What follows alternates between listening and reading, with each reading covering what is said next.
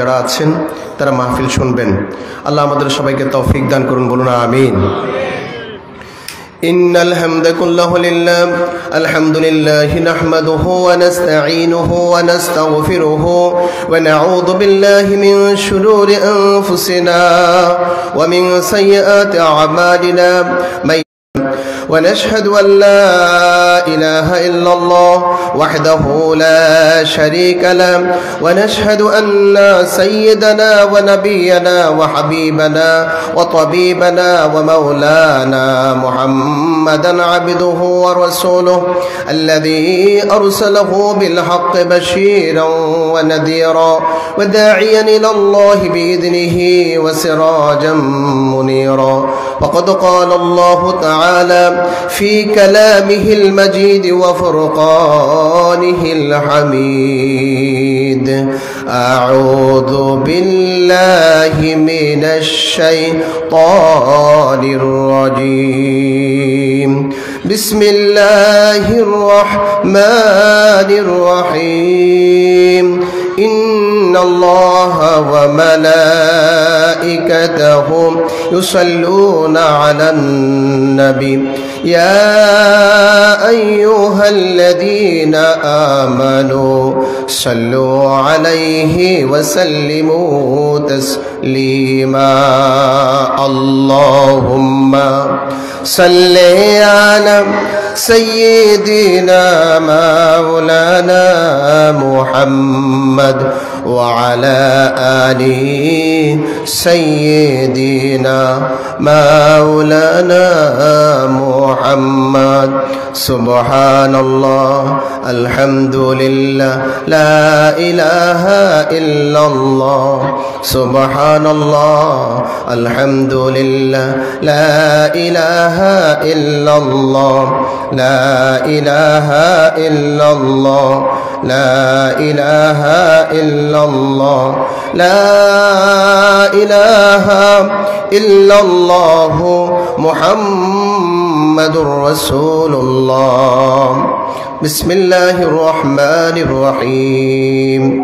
ونفخ في الصور فصعق من في السماوات ومن في الأرض إلا من شاء الله ثم نفخ فيه أخرى فإذا هم قيام ينظرون.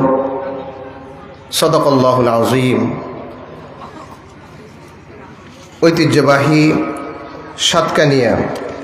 সাতকানিয়া মরফলা সমাজ কল্যাণ পরিষদ ও প্রবাসীদের যৌথ উদ্যোগে আয়োজিত 12তম তাফসীরুল কোরআন মাহফিলের আজকের মোহতারাম সভাপতি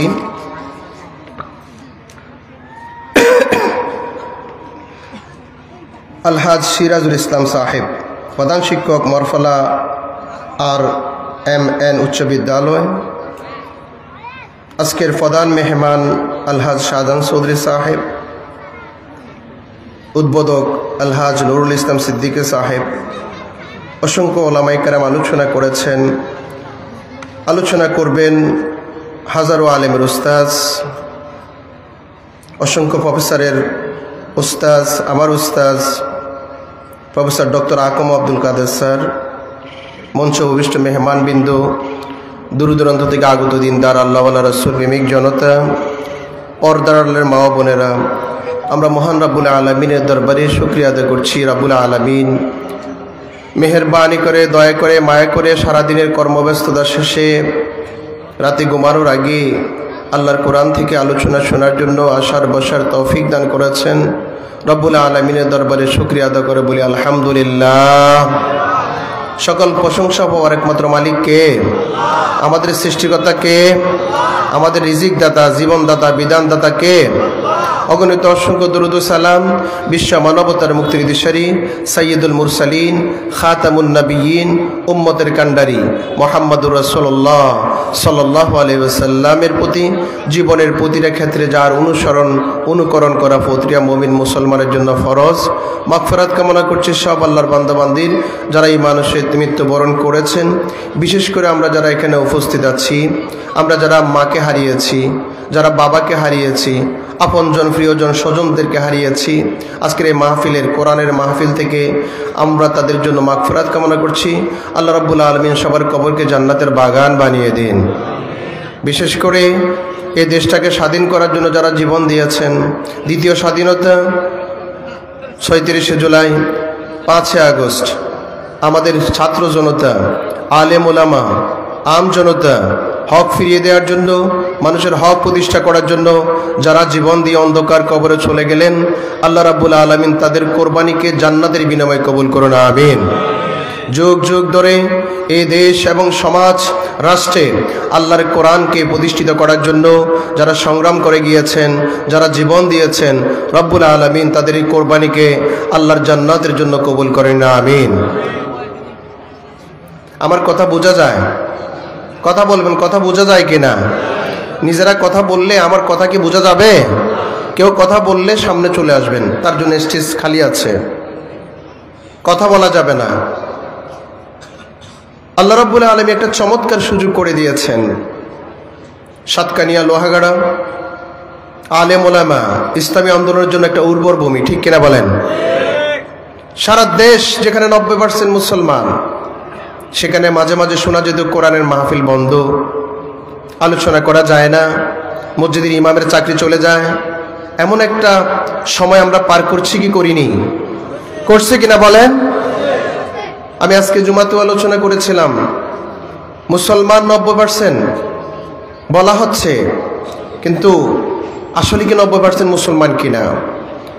যে কোরআন আল্লাহ রাব্বুল আলামিন দিয়েছেন এই পৃথিবীর মানব জাতিকে অন্ধকার, মানব জাতির অন্ধকার থেকে, মানব জাতিকে অন্ধকার থেকে হেদায়েতের দিকে, আলোর দিকে আনার জন্য, সেই কোরআনের প্রত্যেকটা আয়াত, প্রত্যেকটা বিধানকে একজন মুসলিম দাবিদার অবশ্যই বিশ্বাস করতে হবে, মানতে হবে, ঠিক কিনা বলেন? পরিবার সমাজ রাষ্ট্রে আল্লাহর আইন নেই, পরিবার সমাজ রাষ্ট্রে আল্লাহর আইন নেই। যে মানুষটা নামাজ প্রতিষ্ঠা হওয়া, যে মানুষটা নামাজের জন্য পাগল পারা হয়ে যায়, যে মানুষটা রোজা রাখতে অভ্যস্ত, যে মানুষটা যাকাত দেয়, যে মানুষটা অসংখ্যবার হজ করে, ওই মানুষের ভিতরে এমন কিছু মানুষ আছে, ওই সমস্ত মানুষের এমন কিছু মানুষকে আমরা দেখতে পাই যারা পরিবার ও সমাজে আল্লাহর আইন, কোরআনের বিধান প্রতিষ্ঠিত করতে চায় না, ঠিক কিনা বলেন? যদি আল্লাহর আইনকে যদি অস্বীকার করে, একটাকে অস্বীকার করা আর সমুদয় আইনকে অস্বীকার করা সমান, ঠিক কিনা বলেন? পরিবার সমাজ রাষ্ট্রে আল্লাহর আইনের অস্বীকারী, বিরোধিতাকারী, সে তো মুসলমান নয়, ঠিক কিনা? কারণ আল্লাহর একটা আইনকে অস্বীকার করলে তার ঈমানটা আর থাকে না।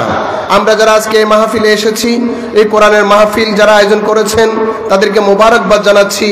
অন্তত আমরা আমাদের মুসলিম ভাই বোনদেরকে মেসেজ দিতে চাই, এই সমাজে 90% মুসলমান যদি সত্যিকার অর্থে মুসলমানের ঈমানের দাবি যদি তারা পালন করতেন, তাহলে রাষ্ট্রে কোরআনের আইন থাকতো, ঠিক কিনা?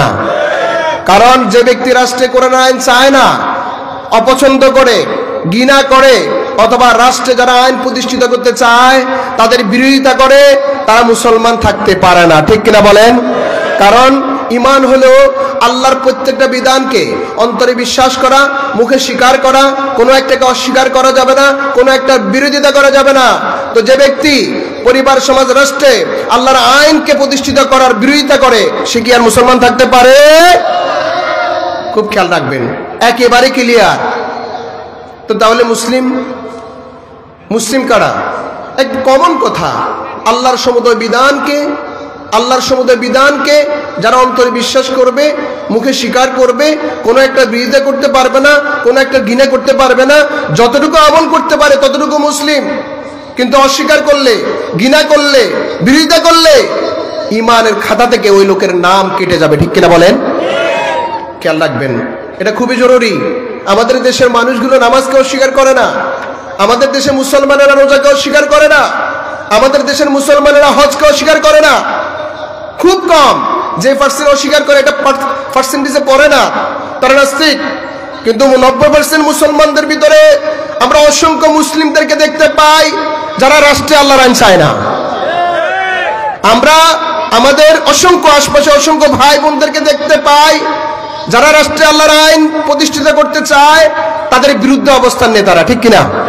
মিথ্যা অপবাদ দিয়ে, কোরআনের আলোচনায়, কোরআনের বৈঠক থেকে নিয়ে গিয়ে জেলে আবদ্ধ করে রাখা, রিমান্ডে দেয়া, এবং অধিকাংশ অনেককে ঘর বাড়ি করে ছাড়া করে দিয়েছিল গত 15, 16, 20 বছর আগে। ঠিক কিনা বলেন? এখন চমৎকার সময় এসেছে, সময়টাকে কাজে লাগাইতে হবে। তাফসীরুল কোরআন মাহফিল থেকে মেসেজ যাবে। কোন মেসেজ? ইমানের মেসেজ। কোন মেসেজ? ইমানের মেসেজ। কোন মেসেজ? আল্লাহর গোলাম হিসাবে আল্লাহর এই রাষ্ট্রে আল্লাহর আইন প্রতিষ্ঠিত করতে হবে। ঠিক কিনা? আল্লাহ আমাদের তৌফিক দান করুন, আমিন। আমাকে বলা হয়েছে কিয়ামত নিয়ে কথা বলতে। এই পৃথিবী সৃষ্টি করছেন কে? মান খালাকাস সামাওয়াতি ওয়াল আরদ। মান? বলুন, আল্লাহ। কে? আল্লাহ। এবং আল্লাহ রাব্বুল আলামিন এই আসমান এবং জমিনের সব কিছু সৃষ্টি করছেন কে? আমাদের সৃষ্টিকর্তা কে? কতদিনের জন্য? যতদিন আল্লাহ রাখতে চান। এই পৃথিবী কি স্থায়ী? এই পৃথিবী কি স্থায়ী? বিশ্বনবী মুহাম্মদুর রাসূলুল্লাহ সাল্লাল্লাহু আলাইহি সাল্লাম আব্দুল্লাহ ইবনে উমর রাদিয়াল্লাহু আনহুমার কাঁধে হাত দিলেন, বললেন, কুন ফিদ দুনিয়া কান্নাকা গরীব আও আবিরু সাবিল। ও আব্দুল্লাহ, এই পৃথিবীতে এসেছো মুসাফির হিসাবে, গরীব হিসাবে, মেহমান হিসাবে। মেহমান যেমন একদিনের জন্য আসে, 2 দিনের জন্য আছে, মুসাফির যেমন কোনো একটা এলাকাতে গেলে স্থায়ী হয় না, তার মতো মনে করো। অথবা রাস্তা পার হচ্ছ, আবিরু সাবিল, পাসার বাই, তুমি এই রাস্তাটা পার হচ্ছ। রুহের জগতে ছিলে অসংখ্য বছর, জানো না কতদিন ছিলে। দুনিয়াতে স্বল্প সময়ের জন্য এই রাস্তাটা পার হয়ে জান্নাতে যাবে। আর যদি এই রাস্তা পার হতে এই যতক্ষণ সময় লাগে, এই সময়ের ভিতর যদি সঠিকভাবে তুমি আল্লাহর বিধান পালন করতে না পারো, আল্লাহর অবাধ্য হয়ে যাও, তাহলে দুর্ভাগ্য, তুমি জাহান্নামে যেতে হবে। আব্দুল্লাহ ইবনে উমর রাদিয়াল্লাহু আনহুমা, আব্দুল্লাহ ইবনে উমর এই হাদিস বলার পর নিজে বলতেন, ইজা আমসাইতা ফালা তানতাজিরিস সাবা ওয়া ইজা আসবাহতা ফালা তানতাজিরিল মাসা। ও আল্লাহর বান্দা, তুমি যখন সন্ধ্যায় থাকো, পরবর্তী সকালের আর আশা করিও না, কারণ কত মানুষ সন্ধ্যায় জীবিত ছিল, পরবর্তী সকাল আসার আগে তার মৃত্যু হয়ে গেছে। ওয়া ইজা আসবাহতা, তুমি যখন সকালে জীবিত থাকো, ফালা তানতাজিরিল মাসা, সন্ধ্যা পর্যন্ত অপেক্ষা করিও না, সন্ধ্যা পাবে এটা আশা করিও না। পৃথিবীতে কত মানুষ সকালবেলায় ছিল, সন্ধ্যা আসার আগে তার মৃত্যুর ঘোষণা হয়ে গেছে। ঠিক কিনা? আল্লাহ রাব্বুল আলামিন এই পৃথিবী দিয়েছেন কত সুন্দর আকাশ জমিন। আল্লাহ রাব্বুল আলামিন বলছেন, আল্লাযী জাআল লাকুমুল আরদা ফিরাশান ওয়াস সামাআ বিনাআ, যিনি জমিনকে করে দিয়েছেন বিছানা স্বরূপ, বিসাতা ফিরাশা। আল্লাহ রাব্বুল আলামিন এই পৃথিবীকে যালুলা, মানুষের জন্য একেবারেই, পৃথিবী মানুষের জন্য অনুগত। এটা ফেরাশ, একেবারে বিছানা স্বরূপ, করার, স্থির, এটা কোনো নড়াচড়া করে না। আল্লাহ বলছেন এই পুরো পৃথিবীটা আল্লাহ রাব্বুল আলামিন কি করে দিয়েছেন? ফেরাশ, বিছানা স্বরূপ। এরপরে আল্লাহ বলছেন আকাশকে ছাদ স্বরূপ বানিয়ে দিয়েছেন। এরপর আকাশ থেকে বৃষ্টি বর্ষণ করছেন। এরপর ওই বৃষ্টি দিয়ে জমিন থেকে সামারাত, মানুষের জন্য খাবারের ব্যবস্থা করছেন। এরপর আল্লাহ বলছেন, তোমরা তো জানো আল্লাহর সাথে কাউকে শরীক করা যাবে না। তোমাদের সৃষ্টিকর্তা আল্লাহ, এই পৃথিবী সৃষ্টি করছেন আল্লাহ, তোমাদের খাবারের ব্যবস্থা করেন আল্লাহ, তোমার চোখটা সৃষ্টি করছেন আল্লাহ, তোমার কানে শ্রবণ শক্তি দিয়েছেন আল্লাহ, তোমার মুখের যে কথার জবান এটা দিয়েছেন আল্লাহ, তোমার বিবেক দিয়েছেন আল্লাহ। সুতরাং ইবাদত করতে হবে কার? কার? আল্লাহ একদিন এই পৃথিবী ধ্বংস করে দিবেন। ইন্ডিভিজুয়ালি একজন এই পৃথিবী থেকে চলে যায়। মায়ের পেটে একটা সামান্য বীর্য যায় রেহেমের মধ্যে, 40 দিন পর সেটা গোস্তে পরিণত হয়। 40 দিন পর সেই গোস্তের আগে বীর্যটা রক্তপিণ্ড, আলাকা। এই রক্তের পরে 40 দিন পরে গোস্ত, 40 দিন পরে সেখানে স্ট্রাকচার হাড়, আবার 40 দিন পরে সে হাড়ের উপরে গোস্তের আবরণ তৈরি হয়। এই সময়ে আল্লাহ রাব্বুল আলামিন একজন ফেরেশতাকে বলে দেন যে সে কত বছর বাঁচবে সেটা লিপিবদ্ধ করো। ভাগ্য 3 রকম হয়। সারা পৃথিবী সব কিছু সৃষ্টির আগে একটা থোক বরাদ্দ হয়ে গেছে। এরপরে জীবের মায়ের পেটে যখন আকৃতি হয় তখন পুরো তার জিন্দিগি 40 বছর, 60 বছর, 80 বছরের একটা তাকদীর নির্ধারণ হয়। এরপরে ওই 80 বছর, 40 বছর যেটা নির্ধারণ হয়েছে, প্রত্যেক লাইলাতুল কদরে সেখান থেকে 1 বছরের বরাদ্দ হয়। কোন সময়? মায়ের পেটে থাকা অবস্থায়। সূরা হজ সূরা হজ 5 নম্বর আয়াত, সূরা মুমিনুনের 13-14 নম্বর আয়াতে মানব সৃষ্টিগুলো আল্লাহ দিয়েছেন। এরপর আল্লাহ বলছেন মানুষের পেট থেকে দুনিয়াতে আসার পর কেউ পেটে থাকা অবস্থায় মৃত্যু হয়, দুনিয়াতে আসার পর মৃত্যু হয়, 2 দিন বাঁচে, 10 দিন বাঁচে। আল্লাহ যখন ইচ্ছা তখন তার মৃত্যুর ব্যবস্থা করেন। মৃত্যু দেন কে? কে মৃত্যু দেন? এই পৃথিবী আল্লাহ একদিন ধ্বংস করে দিবেন। আল্লাহ বলছেন ওয়া নুফিখা ফিস-সূর, সিংহে ফুৎকার দিবেন ইসরাফিল আলাইহিস সালাম। ফাসাইকা মান ফিস সামাওয়াতি ওয়া মান ফিল আরদ, মরে যাবে, ধ্বংস হয়ে যাবে আকাশ আর জমিনে যা আছে সব, ইল্লা মান শাআল্লাহ, তবে আল্লাহ যাকে রেখে দেন সেটা বাদে। আল্লাহ কোনটা রাখবেন কোনটা রাখবেন না এই খবর কার আছে? জোরে বলেন কার? সুম্মা নুফিখা ফি উখরা, এরপর আরেকবার হুইসেল বাজানো হবে। ফাইদা হুম কিয়ামুন ইয়ানজুরুন, এরপরে একটা নির্দিষ্ট সময়ে মানুষ আবার উঠবে। এই আয়াতের একেবারে বিস্তারিত কিতাবি ব্যাখ্যা করা যাবে না, সময় কম। আমি কিছু মেসেজ দিতে চাই। কিয়ামত হবে, প্রত্যেক মানুষ ইন্ডিভিজুয়ালি মরার পরে মান মাতা ফাকাদ কামাত কিয়ামতুহু, রাসূল বলছেন যে ব্যক্তি মরে যায়, মরে যাওয়ার পর তার কিয়ামত শুরু হয়ে যায়। এটা হলো ইন্ডিভিজুয়াল বিষয়। এভাবে 1 জন 2 জন 3 জন মরার পর কোনো এক সময় আল্লাহ রাব্বুল আলামিন ইসরাফিল আলাইহিস সালামকে বলবেন যে সিংহে ফুৎকার দেওয়ার জন্য। আল্লাহর নির্দেশে তিনি ফু দেওয়ার সাথে সাথে সৌদি আরবে আগের দিন কিয়ামত হবে, বাংলাদেশে পরের দিন হবে। ঠিক না? জোরে বলেন ঠিক কিনা? একসাথে হবে। আমাকে ফার্মেসির স্টুডেন্ট প্রশ্নোত্তর পর বলল, স্যার আমরা একদিন কিয়ামতের সংবাদ পেয়ে যাব, কিভাবে? সৌদি আরবে আগের দিন কিয়ামত হবে, বাংলাদেশে পরের দিন হবে। কেমনে? সৌদি আরবে আগের দিন রোজা ধরে, পরের দিন আমাদের এখানে রোজা ধরি। সৌদি আরবে আগের দিন ঈদ করে, আমাদের এখানে পরের দিন করি।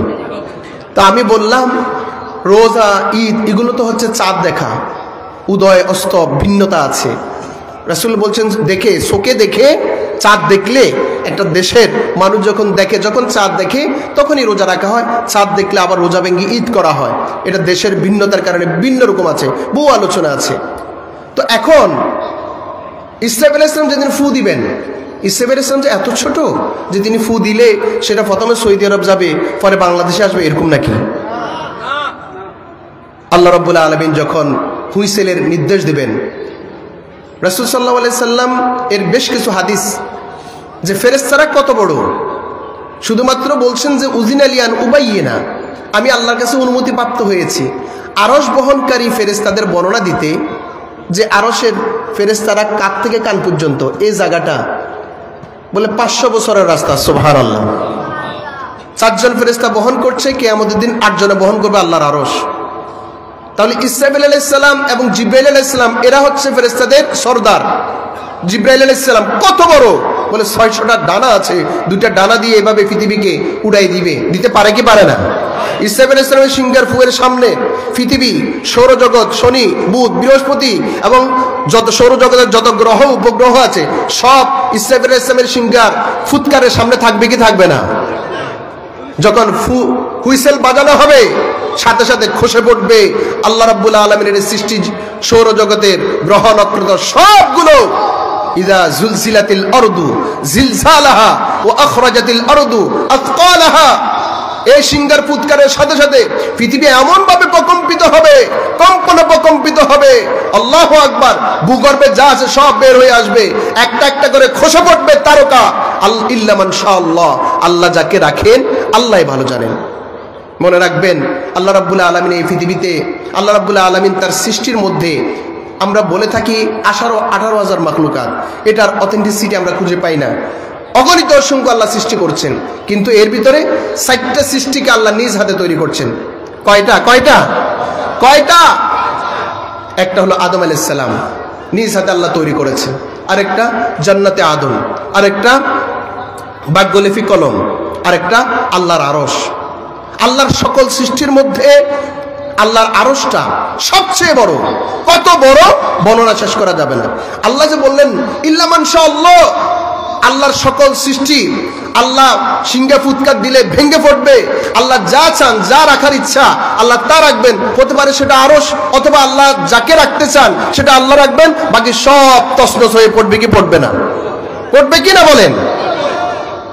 খুব খেয়াল রাখবেন।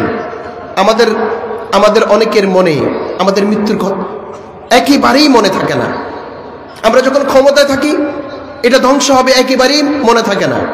5 আগস্টের সকালবেলাও তো ক্ষমতাধররা মনে করে নাই তাদের ক্ষমতা তছনছ হবে, মনে করছিল? মনে করছিল? একদিন আগেও তো কল্পনাই করে নাই। একদিন দুদিন আগে কল্পনা করলে তো কিছু ভেঙে যাইতো, ঠিক কিনা? নেত্রী দিল্লি গিয়ে পড়ছেন আর অসংখ্য নেতারা ধরা খেয়েছেন। সারা বিশ্বে এমন কোনো সরকার ছিল না যে সরকারের কি প্রধান যদি কোনোভাবেই ফল করে পুরো দেশের নেতাকর্মী সব একসাথে লুকিয়ে গিয়েছে, বিশ্বের ইতিহাসে আর একটা নাই, ঠিক কিনা? এমন হারে জুলুম নির্যাতন অত্যাচার করেছে, এমন ভাবে অহংকার দেখিয়েছে, আরেকবার তারা ক্ষমতা থেকে নামতে পারে এটা মাথায় তাদের ছিল না, ঠিক কিনা বলেন?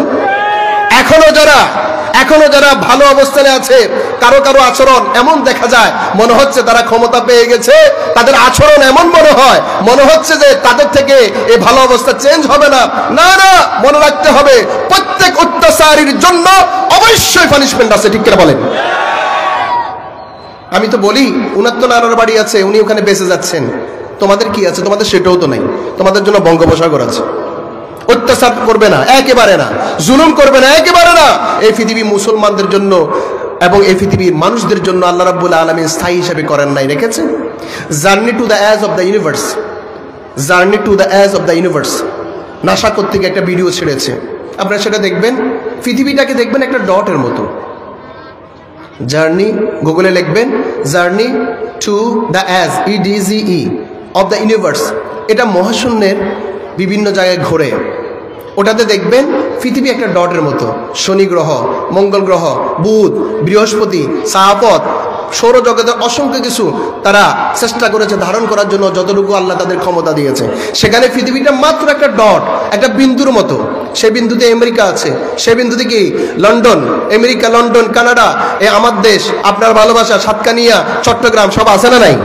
সব মিলে কি একটা ফোঁটা, সব মিলে কি একটা ফোঁটা। ওই ফোঁটা তছনছ করতে ইসরাফিল আলাইহিস সালামের ফু বেশিক্ষণ লাগবে নাকি? ভেঙ্গে তছনছ হয়ে যাবে।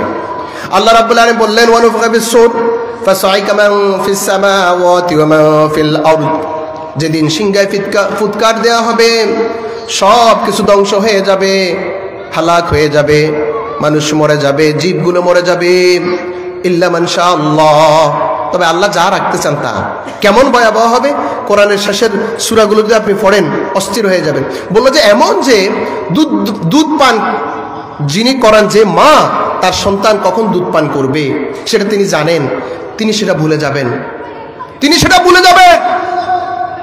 এবং মানুষ মাতালের মতো ঘুরতে থাকবে, অথচ সে পাগল নয়। সিংহার ফুৎকারের সাথে সাথে এই পাহাড়গুলো তুলার মতো উঠতে থাকবে, অস্থির হয়ে যাবে, সেদিন সব ধ্বংস হয়ে যাবে। কিয়ামত আর কিছুই নেই, একেবারেই নেই। সূর্যের আলো একেবারেই কমে যাবে, খসে পড়বে তারকারাজি। অবস্থা এমন হবে, সে ভয়াবহ বর্ণনাগুলো যদি আপনি পড়েন, পৃথিবীতে স্থায়ী হিসেবে থাকার যারা চিন্তা করে তারা হচ্ছে একেবারেই বোকা, ঠিক কিনা বলেন? কোরআনের আয়াতগুলোকে বিশ্বাস করতে হবে। একটা যদি অবিশ্বাস থাকে যে না কিয়ামত হবে না, যে না পরকাল নাই, ঈমানটার আছে? কথা বলে ঈমান আছে? ওয়া কাবিলতু জামিআ আহকামিহি ওয়া আরকানিহি আমানতু বিল্লাহি ওয়া মালাইকাতিহি ওয়া কুতুবিহি ওয়া রুসুলিহি, তারপরে ওয়াল ইয়াউমিল আখির, পরকাল দিবস, কিয়ামত।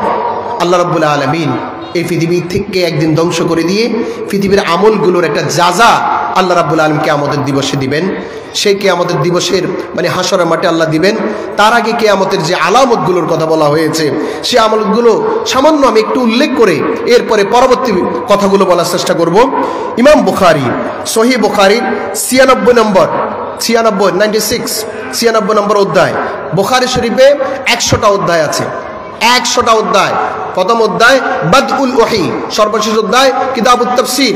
এই প্রথমটা বাদউল ওয়াহি, এটার পরে আল্লাহ রাব্বুল আলামিন রাসূলুল্লাহ সাল্লাল্লাহু আলাইহি সাল্লামের মাধ্যমে পুরো উম্মাহকে, আল্লাহ রাসূলের সকল উম্মতকে যে সমস্ত বিষয়গুলো জানানোর দরকার সব বর্ণনার পর ইমাম বুখারী সেই হাদিসগুলো থেকে বাছাই করে কিছু হাদিস এনেছেন এবং এগুলোকে বিভিন্ন চ্যাপ্টারে বিভক্ত করেছেন।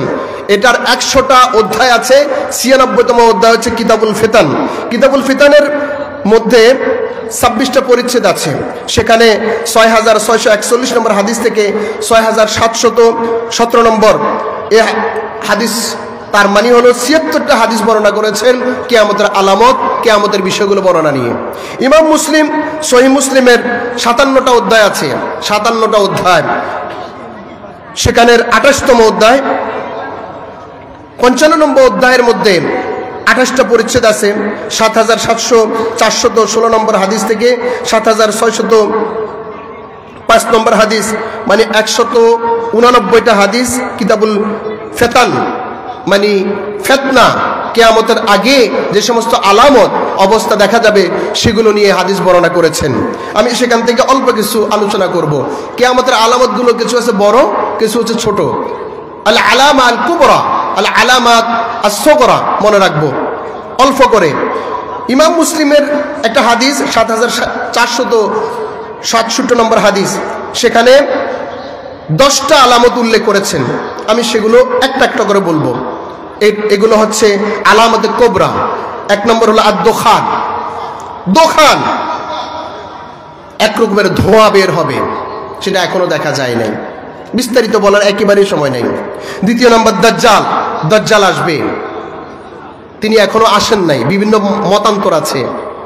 1 চোখ কানা থাকবে, তার ভিতর ক্ষমতা থাকবে, যে ক্ষমতা দেখবে যে হ্যাঁ এখানে শুষ্ক অবস্থা আছে, বৃষ্টি হয়ে যাচ্ছে, কিন্তু মানুষ একজনকে কোপায় মেরে ফেলার পর দ্বিতীয়বার আর তাকে মৃত্যু দিতে পারবে না। অসংখ্য বর্ণনা আছে, আমি সেদিকে যাচ্ছি না। এরপরে জুহুর দাব্বা তাকাল্লামুন নাস, এক প্রকার পানি বের হবে, মানুষের সাথে কথা বলবে। এরপরে তুলুর শামস মিন মাগরিবিহা, পশ্চিম দিক থেকে সূর্য উঠবে। নুজুল ঈসা ইবনে মারিয়াম, ঈসা আলাইহিস সালাম আবার আসবেন। জুহুর ইয়াজুজ মাজুজ, ইয়াজুজ মাজুজ নামক এক ধরনের পানি বের হবে। এরপরে পূর্ব দিকের বিশাল ভূমিধস হবে, পশ্চিম দিকে ভূমিধস হবে। জাজিরাতুল আরব, আরব উপদ্বীপের বিশাল এলাকা ধসে পড়বে।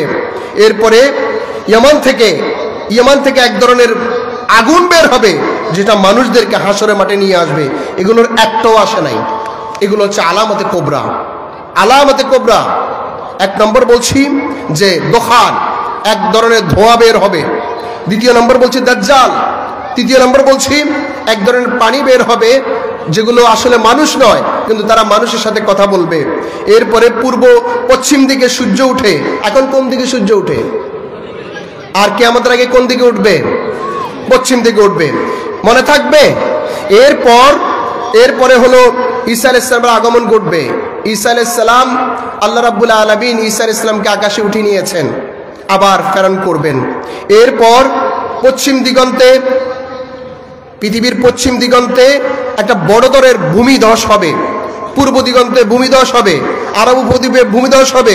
এরপরে ইয়ামান থেকে একটা আগুন বের হয়ে পুরো সব মানুষগুলোকে হাঁকিয়ে নিয়ে যাবে হাশরের মাঠে। এটা হাদিসের বর্ণনা, বিস্তারিত বলছি না। আলামতের সগরা, ছোট কিছু আলামত। 1 নম্বর, যেমন অনেকগুলো আছে, এর ভিতরে মুহাম্মদ সাল্লাল্লাহু আলাইহি সাল্লাম সমস্ত নবীদের শেষ নবী, ঠিক কিনা বলেন?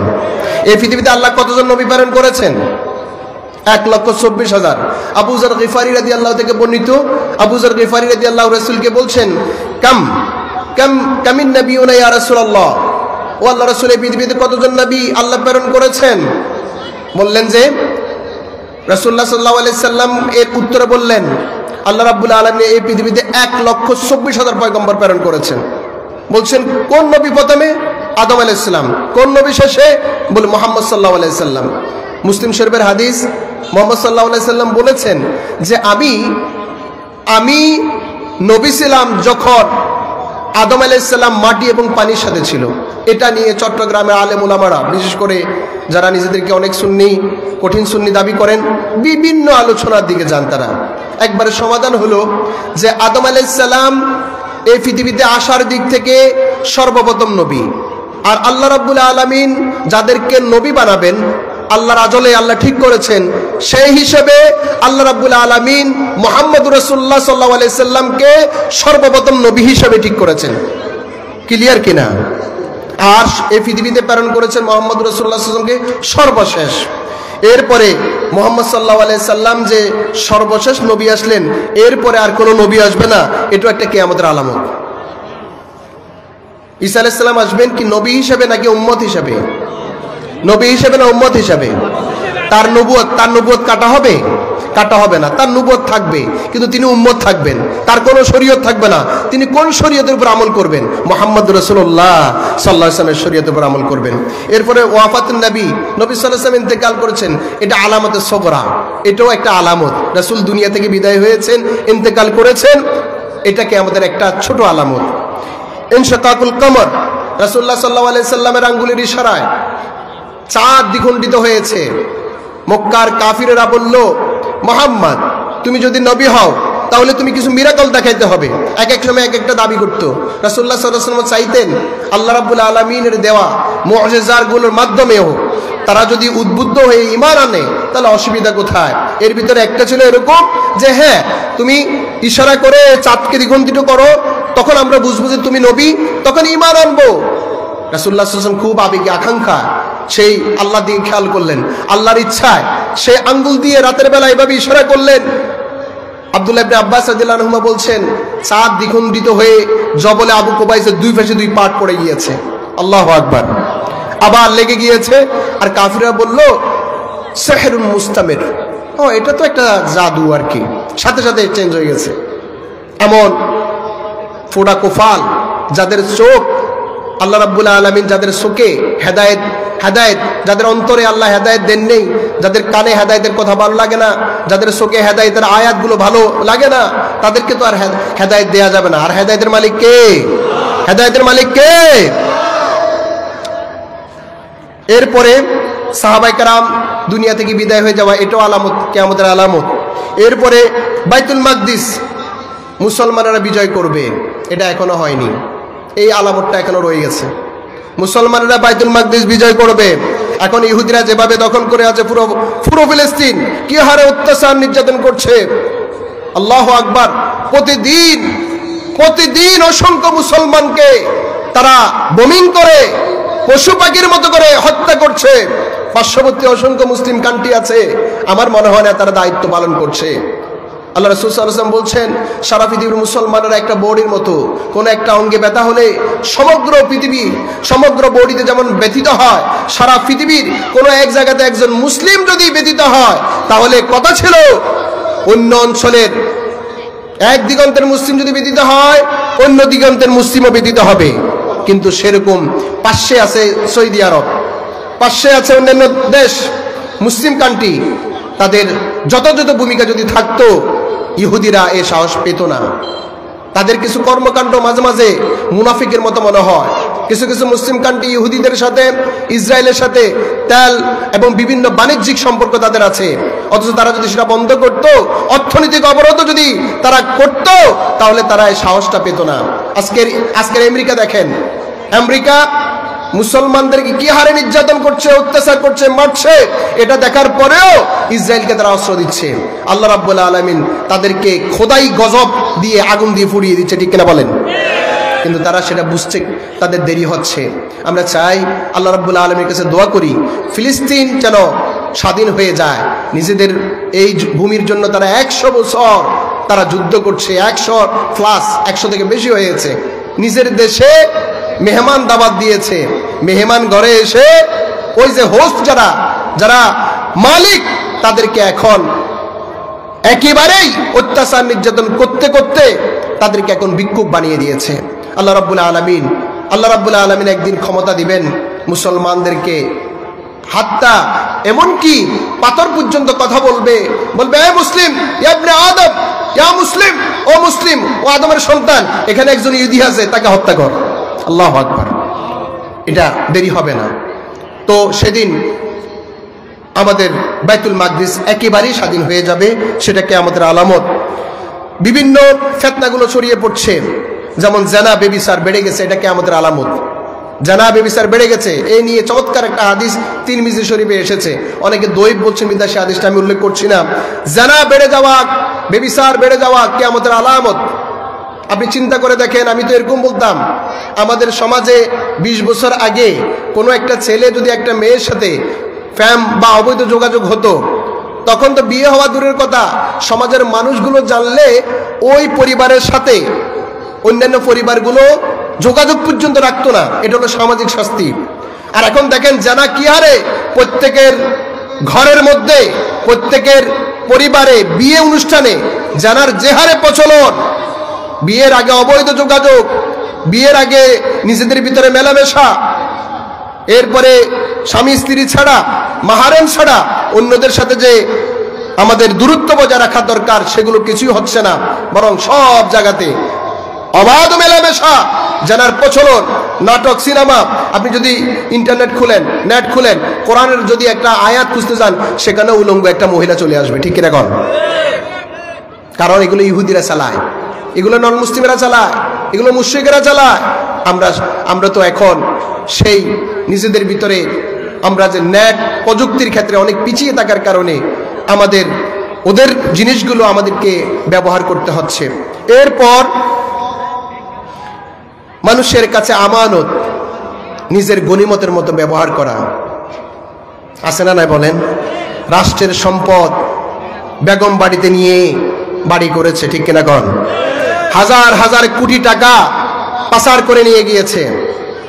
রাস্তার জন্য যখন টেন্ডার হয়, বরাদ্দ হয়, যে টাকা বরাদ্দ হয় তার 10% কাজ হয়, বাকি টাকাগুলো বিভিন্ন ঘাটে খরচ হয়ে যায়।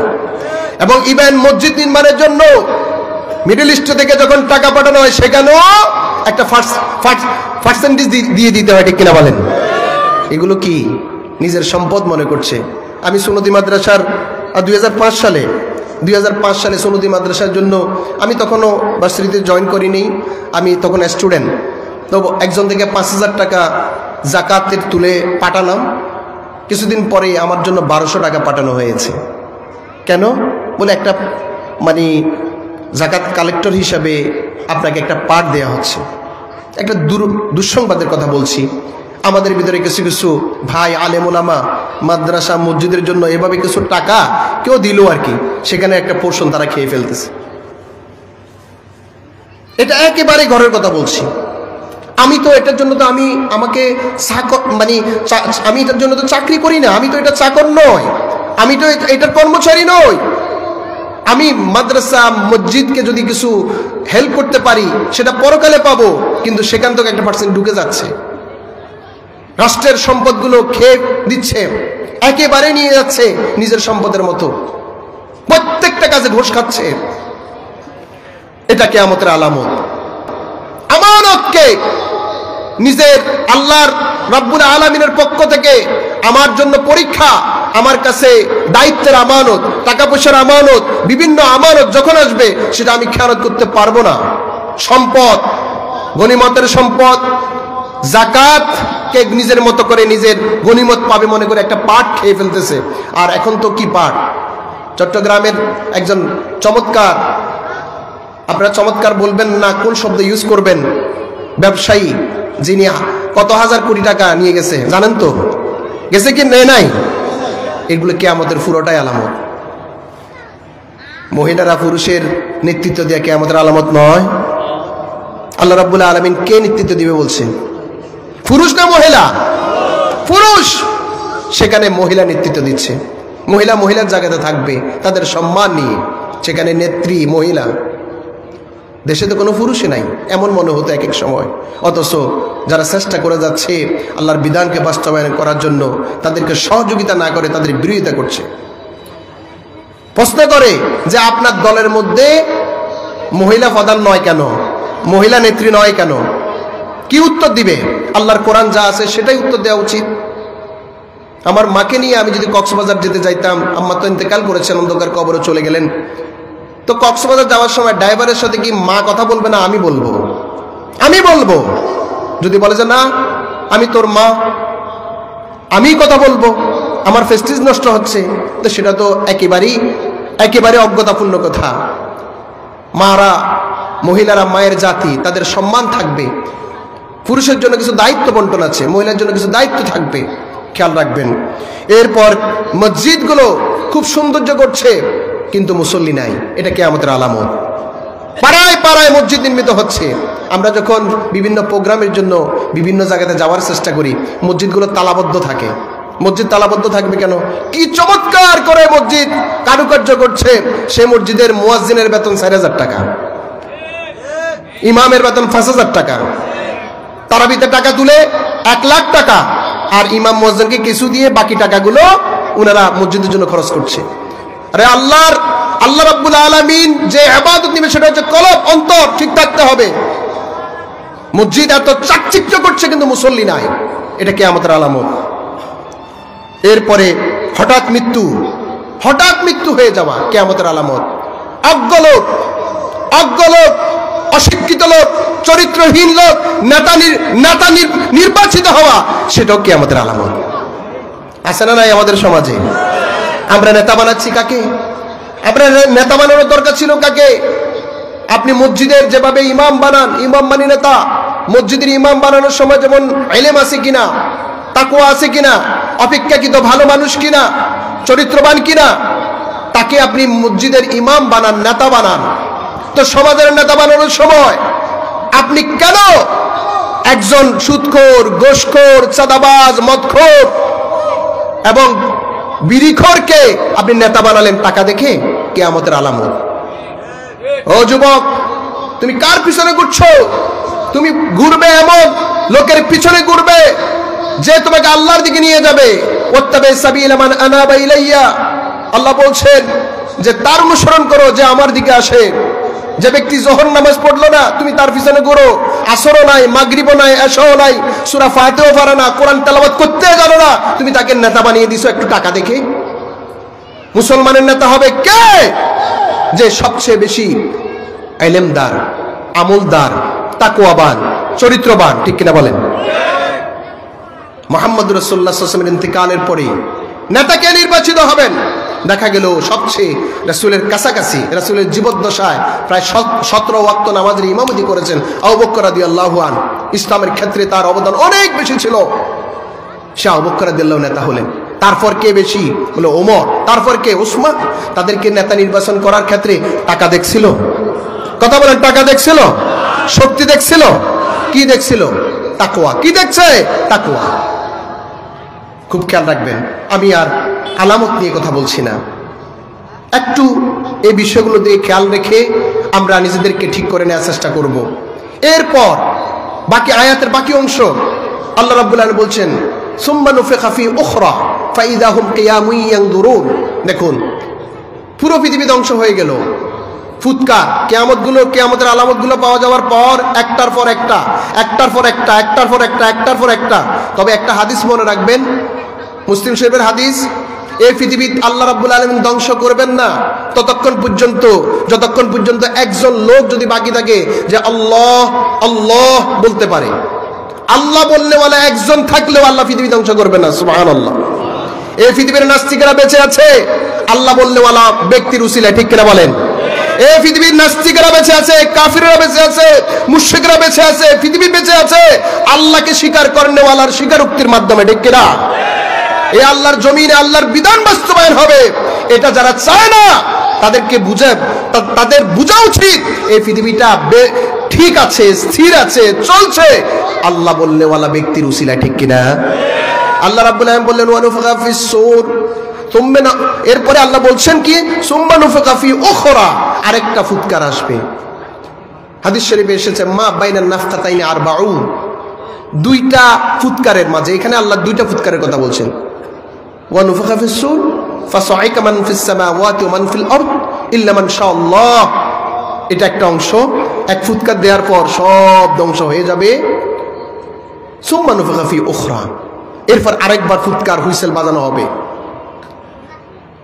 রাসূল বলছেন মা বাইনান নাফখাতাইনি আরবাউন, দুইটা যে ফুৎকার দেয়া হবে এই দুইয়ের মাঝে আরবাউন 40। এখন মুহাদ্দিসিনে কেরাম বলছেন 40 তো রাসূল 40 বছর বলেন নাই। 40 সেটা কি? 40 বছর, 40 মাস, 40 দিন, যেটাই হোক 40 বছর যদি ধরে নেওয়া হয়, এরপর আবার ফুৎকার দেওয়ার পর আকাশ থেকে বৃষ্টি হবে। ইয়ানজিলুল্লাহু মিনাস সামা মা, আকাশ থেকে বৃষ্টি বর্ষণ করবেন। ফায়ামবুতুন, এরপর মানুষ যে যেখানে মরছে সেখান থেকে উঠবে। কোত্থেকে উঠবে? মানুষ মরে যাওয়ার পরে এই আযাবুজ জানাব, মানুষের পিঠের যে হাড়ের নিচে একটা নরম নরম যেখানে প্রাণীদের ল্যাজ হয়, এই মানুষের পিছনে একটা নরম হাড্ডি, একবারে সর্বশেষ এই হাড়ের নিচে একটা নরম হাড় আছে, এটাকে সায়েন্সের ভাষায় কক্কিস বলে। এটা ধ্বংস হবে না, এটার উপর ভর করে উঠবে। সর্বপ্রথম কে উঠবেন? বিশ্বনবী বলছেন, আনা সাইয়্যিদুল আদম, আমি আদম আলাইহিস সালামের সন্তানদের নেতা। ওয়া আনা আউয়ালু মান ইউনশাকু আনহুল কবর, সর্বপ্রথম আমার কবর খোঁড়া হবে। সর্বপ্রথম মুহাম্মদুর রাসূলুল্লাহ সাল্লাল্লাহু আলাইহি সাল্লাম হাসরের মাঠে উঠবেন। সর্বপ্রথম মুহাম্মদুর রাসূলুল্লাহ হাসরের মাঠে উঠবেন।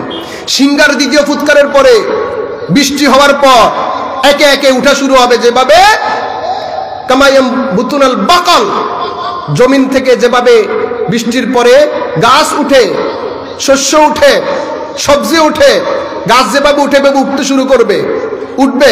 সর্বপ্রথম উঠবেন মুহাম্মদ রাসূলুল্লাহ সাল্লাল্লাহু আলাইহি সাল্লাম। আর উঠার সময় কারো শরীরে কোনো কাফড় থাকবে না।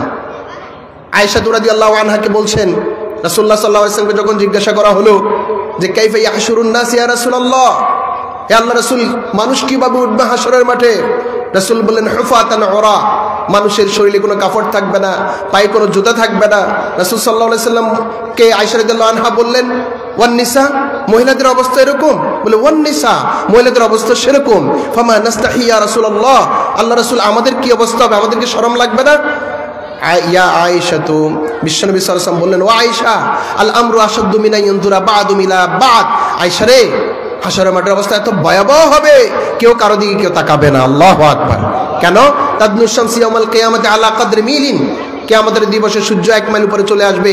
ইয়াগলি মিনহাল হাওয়াম কামা ইয়াগলিল কুদুর, যে তাদের মাথার মগজগুলো বাতের মতো, এই যে ডেক্সির ভিতরে চাউল দেওয়ার পরে আগুন দিলে যেভাবে চাউলগুলো বদবদ করে উতরিয়ে ভাত হয়ে যায়, মানুষের মাথার মগজগুলো বদবদ করে উতরাবে। কেন? তাদনু শামসু ইয়াউমাল কিয়ামাতি আলা কদরি মিল, 1 মাইল উপরে চলে আসবে, মানুষের মাথার মগজগুলো বদবদ করে উতরাবে। কারো নাকে, কারো চোখে বিভিন্ন ভাগে মগজ পড়তে থাকবে। মানুষের মৃত্যু হবে না, কারণ দুনিয়াতে মৃত্যু শেষ। সব মানুষ অস্থির হয়ে যাবে, কারো ঘাম কোমর পর্যন্ত, হাঁটু পর্যন্ত, সব মানুষ যাবে, সব মানুষ যাবে আদম আলাইহিস সালামের কাছে। আনতা আবুল বাশার, আপনি আজকে আল্লাহকে বলেন, আল্লাহ যেন বিচার শুরু করে। অস্থির হয়ে গেলাম। আদম আলাইহিস সালাম বলবেন, লাস্তু লাহা, এ দায়িত্ব আমার নয়, তোমরা নূহ আলাইহিস সালামের কাছে যাও। নূহ আলাইহিস সালাম বলবেন, লাস্তু লাহা, এই দায়িত্ব আমার নয়, এটা আমি করতে পারবো না, এই সুপারিশ। আল্লাহ আজকে কাহ্হার, আল্লাহ বলবেন হাসরের মাঠে, আইনাল জব্বারুন, পৃথিবীতে প্রতাপশালী লোকগুলো কোথায়? থরথর করে কাঁপবে সেই হাসরের মাঠ। সেই মাঠে নূহ আলাইহিস সালাম, ইব্রাহিম আলাইহিস সালাম, মুসা আলাইহিস সালাম, মুসা রে কতবার আল্লাহর সাথে না কথা বলছেন, আপনি কালিমুল্লাহ, আল্লাহকে একটু বলেন না। ঈসা আলাইহিস সালাম, তিনিও অপারগতা প্রকাশ করবেন। সর্বপ্রথম রাসূলকে হাসরের মাঠে উঠানোর পর রেশমি কাপড় পরিয়ে আল্লাহর আরশের ডান পাশে নেওয়া হবে। তিনি সিজদায় পড়ে থাকবেন। আল্লাহর পক্ষ থেকে আল্লাহর বান্দাদের এই অবস্থা দেখে আল্লাহ রাব্বুল আলামিন নিজের পক্ষ থেকে বলবেন, ইরফা রাসাকা মুহাম্মদ, মুহাম্মদ আপনি মাথা তুলুন, ইশফা তুশাফা, আপনি যেটা আল্লাহর কাছে সুপারিশ করবেন আল্লাহ সেটা কবুল করবেন। সুবহানাল্লাহ। সে হাসরের ভয়াবহ মাঠে আল্লাহ রাব্বুল আলামিন 7 শ্রেণীর লোককে তার আরশের নিচে ছায়াদান করবেন। সেই শ্রেণীর লোকের অন্তর্ভুক্ত হওয়ার চেষ্টা করব। ইমামুন আদিলুন ওয়া শাবুন নাশা ফি ইবাদাতিল্লাহ ওয়া রাজুলুন কলবুহু মুআল্লাকুন বিল মসজিদ ইযা খারাজা মিনহু হাত্তা ইয়াউদা ইলাইহি ওয়া রাজুলান তাহাব্বা ফিল্লাহি ইসতামা আলাইহি ওয়া তাফাররাকা আলাইহি। যে আল্লাহ রাসূল সাল্লাল্লাহু আলাইহি ওয়াসাল্লাম বলছেন, হাসরের ওই কঠিন দিনে আল্লাহর আরশের নিচে আল্লাহ রাব্বুল আলামিন 7 শ্রেণীর লোককে ছায়াদান করবেন। 1 নম্বর হল ন্যায় বিচারক, যিনি ন্যায় বিচার করে। ন্যায় বিচার সমাজে আছে? আছে। মুসলিম হলে সেই কি আমাদের কঠিন মুসিবতে আল্লাহর আরশ নিচে ছায়া পেতে হলে ন্যায় বিচার করতে হবে। এটা কোন দলের, কোন এলাকার, কোন গোত্রের, কোন বংশের, মুসলিম না মুসলিম সেটা দেখা হবে না, বরং ফ্যাক্টটা জেনে সঠিক বিচার করবে। রাসূল সাল্লাল্লাহু আলাইহি সাল্লাম সেরকম করেছেন। 622 সালের 13 সেপ্টেম্বর মক্কা থেকে রওনা হয়ে 622 সালের 24 সেপ্টেম্বর মদিনায় পৌঁছে 622 সালের 24 সেপ্টেম্বর থেকে 632 সাল 632 সাল পর্যন্ত 10 বছর রাষ্ট্র পরিচালনা করেছেন, বিচার করছেন, ন্যায় বিচার প্রতিষ্ঠা করেছেন। আজকে যারা জান্নাতে যেতে চায়, যারা আল্লাহ রাসূলের এই সত্যিকার উম্মত হয়ে রাসূলের সুপারিশ নিয়ে জান্নাতে যেতে চায়, যারা আল্লাহর আরশের নিচে ছায়া পেতে চায়, তারা পরিবারে, সমাজে, রাষ্ট্রে, আদালতে, রাস্তায়, ঘাটে, যেখানে হোক তাকে বিচারক মানলে সঠিক বিচার করবে। পারবো না ইনশাআল্লাহ? দ্বিতীয় নম্বর, এমন যুবক যে যুবকটা তার পুরো টাইমটা আল্লাহর ইবাদতে কাটে। ও যুবক, কার পিছনে চলো? তোমার 24টা ঘন্টা কোথায় যায়? তুমি একদিন বিদ্যুতের মতো হয়ে যাবে, তোমার পা চলবে না, তুমি চাইলেও পারবে না। ও যুবক, তোমার পুরো টাইমটা আল্লাহর ইবাদতে কাটো। আল্লাহর ইবাদত মানে শুধু নামাজ নয়, শুধু রোজা নয়, শুধু হজ নয়, শুধু যাকাত নয়, তোমার প্রতিটা মুহূর্ত এই আল্লাহর এই জমিনে আল্লাহর বিধান বাস্তবায়নের জন্য দিতে হবে ইনশাআল্লাহ। পারবো কিনা ইনশাআল্লাহ? পারা যাবে তো ইনশাআল্লাহ? ও যুবক, তুমি এমন কোন নেতার পিছনে ঘুরবে না যে নেতা নামাজ পড়ে না, যে নেতা রোজা রাখে না, যে নেতা হালাল ইনকাম করে না। তুমি এমন নেতার পিছনে ঘুরো যে নেতা তোমাকে জিজ্ঞাসা করবে, ভাই নামাজ পড়ছো? ঠিক কিনা? আপনি নেতা নির্বাচনের আগে, ও যুবক, তোমার টাইমটা যেন এমন লোক, এমন কুচক্রী, এমন সন্ত্রাসী ধ্বংস করে যেন না দেয়। তুমি তো হযরত আলী রাদিয়াল্লাহর মতো, হযরত ওমর রাদিয়াল্লাহর মতো, হযরত ওসমান রাদিয়াল্লাহর মতো, হাসান হোসেন রাদিয়াল্লাহু আনহুমার মতো ওই সমস্ত সাহাবীদেরকে টার্গেট করো যারা পুরো টাইমটা, তাদের পুরো সময়টা আল্লাহর ইবাদতে কাটিয়েছে। তোমার সকাল ফজরের নামাজ দিয়ে শুরু হবে, তার আগে পারলে তাহাজ্জুদের নামাজ দিয়ে, তারপরে কোরআন তেলাওয়াত দিয়ে তুমি ভালো মানুষ হও, তুমি মুসলিম, তোমার মুখে দাড়ি থাকবে। ও যুবক, তোমার কোরআন তেলাওয়াত পড়তে হবে, তুমি তো সেটা পারো না। এমন ছেলেদের সাথে ঘুরো যারা তোমাকে কোরআন শেখাবে। পারবো কিনা আমরা ইনশাআল্লাহ? পারবো কিনা ইনশাআল্লাহ? তাহলে তুমি আল্লাহর আরশের নিচে সে ভয়াবহ দিনে ছায়া পাবে। মসজিদের সাথে তোমার সম্পর্ক, মসজিদ নির্মাণ, মসজিদে নামাজ আদায় করা, মসজিদ পরিষ্কার করা, সব ক্ষেত্রে জোহর গেল আসর কখন, আসর গেল মাগরিব কখন, মাগরিব গেল এশা কখন, এশা গেল ফজর কখন, এভাবে মসজিদের সাথে তোমার, আমার, মুরব্বীদের সবার সম্পর্ক থাকবে। আল্লাহ রাসূল বলছেন আল্লাহর আরশের নিচে কিয়ামতের দিনে ছায়া পাবে। এরপরে দুই বন্ধুত্ব করেছে ইসলামের জন্য, কোরআনের জন্য, আল্লাহর জন্য, আল্লাহকে খুশি করতে, আল্লাহর আরশের নিচে ছায়া পাবে। এরপরে এমন পুরুষ বা মহিলা, অপোজিট জেন্ডার খারাপ কাজের জন্য আহ্বান করলে সে সেদিকে না গিয়ে, ইন্নী আখাফুল্লাহ, আমি আল্লাহকে ভয় করি, এখানে কেউ না দেখলো আল্লাহ দেখছেন, আমি এই খারাপ কাজ করতে পারি না, আল্লাহর আরশের নিচে ছায়া পাবে। এমন যুবক কেউ দেখে না, একেবারে একান্তে নীরবে নিবৃতে কাঁদে, আল্লাহ চোখ দিয়েছো, পা দিয়েছো, হাত দিয়েছো, বডি দিয়েছো, শক্তি দিয়েছো, প্যারালাইজ বানাও নাই, ও আল্লাহ তোমার ইবাদত করতে পারি নাই, গুনাহ হয়ে গেছে, মাপ চাই। চোখের পানি যে ব্যক্তি, যে যুবক ফেলতে পারে, যে পুরুষ ফেলতে পারে, যে মহিলা ফেলতে পারে আল্লাহকে খুশি করতে, আল্লাহর আরশের নিচে ছায়া পাবে। এরপর আল্লাহর রাস্তায় দান করলে, ডান হাতে দান করলে বাম হাতে জানে না, মানে একমাত্র আল্লাহকে খুশি করতে দান করে আল্লাহর আরশের নিচে ছায়া পাবে। পারবো না ইনশাআল্লাহ? হাসরের মাঠে ভয়াবহ দিবসে আল্লাহ জিজ্ঞাসা করবেন, জীবন কোথায় ব্যয় হয়েছে? لا تزول قدم ابن آدم حتى يسأل عن 5: عن عمره فيما أفنى، وعن شبابه فيما أبلى، وعن ماله من أين اكتسب، وفيما أنفق، وما عمل فيما علم، أو كما قال عليه الصلاة والسلام। কোথায় তোমার জীবন গিয়েছে? কার পিছনে তোমার জীবন গিয়েছে? কার আদর্শে তোমার জীবন গিয়েছে? ও যুবক, তোমাকে জিজ্ঞাসা করবে স্পেশালি যে তোমার যৌবনটা কোথায় কাটিয়েছো। এমনি তো জীবন সম্পর্কে জিজ্ঞাসা করবে, এরপরে যৌবন সম্পর্কে জিজ্ঞাসা করবে, এরপরে টাকা কোত্থেকে ইনকাম করেছো, হালাল না হারাম, ইনকাম করার পরে কোন পথে ব্যয় করেছো, কোন পথ, এ টাকা তোমাকে আল্লাহ দিয়েছেন, আল্লাহর পথে ব্যয় করতে হবে, কোথায় থেকে ইনকাম করেছো, কোন জায়গায় ব্যয় করেছো, এরপরে যতটুকু শিখেছো, জেনেছো, আমল করছো কিনা। এভাবে 5টি প্রশ্নের উত্তর দেয়া ছাড়া সে ভয়াবহ দিনে লা তাজুলু কদামা ইবনে আদম, কোনো বনি আদমকে নড়তেও দেওয়া হবে না। আমরা পারবো তো ইনশাআল্লাহ?